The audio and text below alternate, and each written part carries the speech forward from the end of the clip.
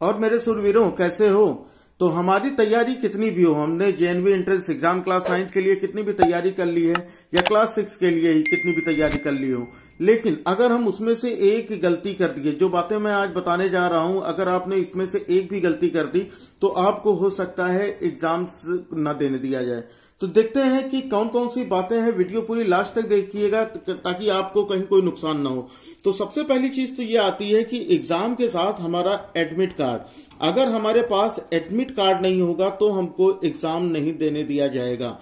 ठीक है, exam admit card यानी जो आपने प्रवेश पत्र डाउनलोड किया है उस प्रवेश पत्र को लेकर ही जाना है, और मेरी सलाह मानिए तो आप उसकी 2 कॉपीज रखिए। ठीक है, 2 कॉपी यानी जो प्रिंट आउट निकलवाया है वो, और साथ में एक फोटो कॉपी भी रख लीजिएगा, क्योंकि अगर मान लीजिए कि कोई भी प्रॉब्लम होती है, रास्ते में गिर जाता है, तो कम से कम दूसरी कॉपी आपके पास रहे।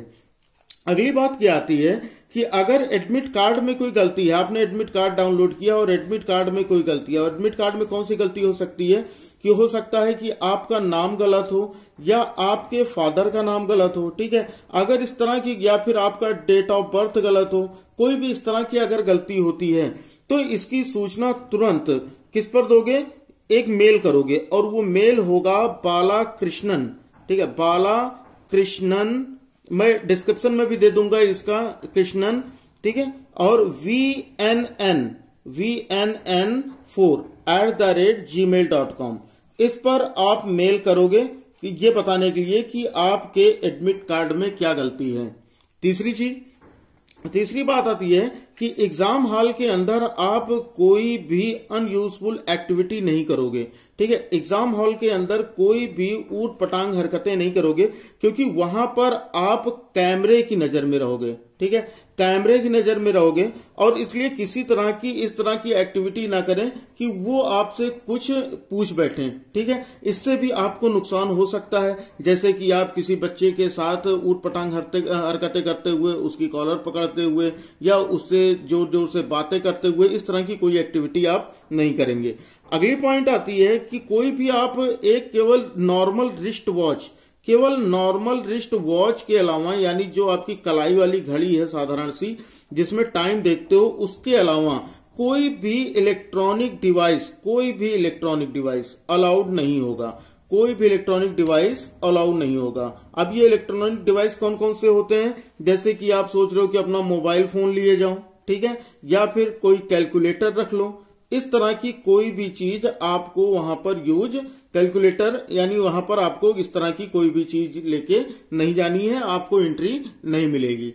अगली पॉइंट आता है कि आपका पेपर 10 बजे से है और आप 9:30 यानी 9:30 तक किसी भी हाल में एग्जाम सेंटर पर पहुंच जाओ, क्योंकि प्रॉब्लम यह है कि वहां पर जो भी चीजें होंगी, आपका एडमिट कार्ड वगैरह चेक करने के बाद आपकी एंट्री केवल 10 बजे तक ही हो सकती है। 10 बजे के बाद और आपको एंट्री नहीं मिलेगी। 10 बजे के बाद आपको एंट्री नहीं मिलेगी, और 12:30 के बाद ही आप एग्जिट कर सकते हो। यानी 10 के पहले आपको एंट्री नहीं मिलनी है और 12:30 के पहले आपको निकलने नहीं दिया जाएगा। ठीक है, उसके बाद अगला पॉइंट ये आता है कि जब भी आप अंदर पहुंच जाओ एग्जाम हॉल के, और आपको आपका OMR सीट और बुकलेट मिल जाए, ठीक है, OMR सीट और बुकलेट जो क्वेश्चन पेपर है वो मिल जाए, तो उसमें देख लेना क्या दोनों के नंबर सेम है। ठीक है, दोनों के सेम नंबर, अगर दोनों के सेम नंबर है तब तो ठीक है, अगर सेम नहीं है तो तुरंत अपने इन्विजिलेटर को, जो भी आपके क्लास में जो भी गार्ड होगा, जो भी आपको OMR सीट डिस्ट्रीब्यूट किया होगा और बुकलेट, उसको तुरंत बता देना कि OMR सीट और बुकलेट के नंबर मैच नहीं कर रहे हैं। अगली चीज आती है, फिर देख लेना कि बुकलेट में आपके 100 क्वेश्चंस हैं या नहीं है। अगर 100 क्वेश्चंस हैं तब तो आपकी बुकलेट सही है, और सब में नंबरिंग देख लेना कि 1 to 100 तक के सभी नंबर्स हैं और 100 क्वेश्चन है या नहीं है। ठीक है, 1 2 3 वो काउंट नहीं करना है, आप 1 से लेके 100 तक पूरा लास्ट तक देखोगे। ठीक है, तो वहां पर 1 देख लेना, 2 देख लेना, फिर लास्ट वाला पेज देख लेना, वहां पर देखना कि 100 तक काउंटिंग है। अगर मान लो उसमें 99 क्वेश्चन ही हुए, ठीक है, तो अगर इस तरह इसमें भी कोई गलती मिलती है तो तुरंत अपने इन्विजिलेटर को बता देना, कि वो आपका क्वेश्चन बुकलेट चेंज कर दे। फिर अगला पॉइंट आता है कि जैसे OMR सीट मिली, जैसे ही OMR सीट मिलती है, OMR सीट में हम केवल और केवल किसका, ब्लू और ब्लैक पेन का ही यूज करेंगे, ब्लू और ब्लैक पेन का ही यूज करेंगे। ठीक है, OMR और बुकलेट दोनों में हम ब्लू और ब्लैक डॉट पेन का, जेल पेन का यूज नहीं करना है, केवल और केवल डॉट पेन का यूज करना है। और यहां पर पेंसिल का यूज बिल्कुल भी नहीं करना है, आप पेंसिल बिल्कुल भी नहीं यूज कर सकते। ठीक है, इतनी बात आ गई समझ में। उसके बाद ये बात आती है कि जैसे आपने जो भी आपने फिल कर दिया, यहां पर आप अगला पॉइंट ये आता है कि फिल करने के बाद उसमें कोई भी चेंज नहीं कर सकते। अगर आपने गलत भरा है तो वो गलत ही रहेगा, तो बहुत ही सावधानी से भरिएगा, क्योंकि अगर उसमें आप कोई फ्लूइड, व्हाइटनर या फिर ब्लेड से करेक्शन करना चाहते हैं तो उस तरह का कोई भी करेक्शन नहीं कर सकते। तो इस बात का विशेष ध्यान रखिएगा कि आपके OMR सीट और बुकलेट को भरने में बिल्कुल भी गलती नहीं होनी चाहिए। फिर अगली चीज ये आती है कि अगर हम एग्जाम हॉल में पहुंच गए, अगर हम एग्जाम हॉल के अंदर पहुंच गए हैं तो क्या हम वहां क्या क्या चीजें ले जा सकते हैं। वहां पर आप अपनी पानी की बोतल, ठीक है, पानी की बोतल ले जा सकते हो। उसके अलावा सैनिटाइजर ले जा सकते हो, सैनिटाइजर, ठीक है, सैनिटाइजर। और उसके साथ साथ सैनिटाइजर जो होगा वो 50 ml का होगा। साथ में आपका जो मास्क है वो आपके साथ होना चाहिए, मास्क आपका प्रॉपरली नाक और मुंह ढका होना चाहिए। सोशल डिस्टेंसिंग पर विशेष ध्यान देना है, ठीक है, किसी भी बच्चे से फालतू उसके टच में नहीं आना है, तो सोशल डिस्टेंसिंग पर ध्यान देना है। ओके, इतनी चीजें हैं। अब यहां बात आती है, और यही सेम चीजें, जो ये सारी चीजें दी गई हैं, यही सेम चीजें आपके पेरेंट और आपके गार्जियन के लिए भी अप्लाई होती है। ठीक है, जो भी आपके साथ जाएगा पेपर दिलाने, उसके साथ भी यही चीजें यूज करनी है कि उसको भी सैनिटाइजर, मास्क, ठीक है, और सोशल डिस्टेंसिंग बनाए रखनी है। फिर लास्ट पॉइंट है, और साथ ही साथ उसके अंदर आपको करना, देखो ये चीज ये है कि जो भी लास्ट पॉइंट ये है, ये बहुत ध्यान देना कि आपको जब एग्जाम हॉल के अंदर जाओ तो अंदर या फिर बाहर, जैसे ही आप सेंटर पे पहुंचोगे वहां पर क्या करना है, आपको कहीं पर भी थूकना नहीं है, कहीं पर भी थूकना नहीं है, किसी को टच नहीं करना है, और ना तो किसी बच्चे की कोई चीज टच करनी है, ना तो किसी का पेन, ना ही किसी की कॉपी, ये सारी चीजें नहीं टच करनी है। साथ में आप अपना ज्योमेट्री बॉक्स नहीं ले जा सकते, ठीक है, ज्योमेट्री बॉक्स जो होगा आपका कंपास बॉक्स, वो नहीं ले जा सकते।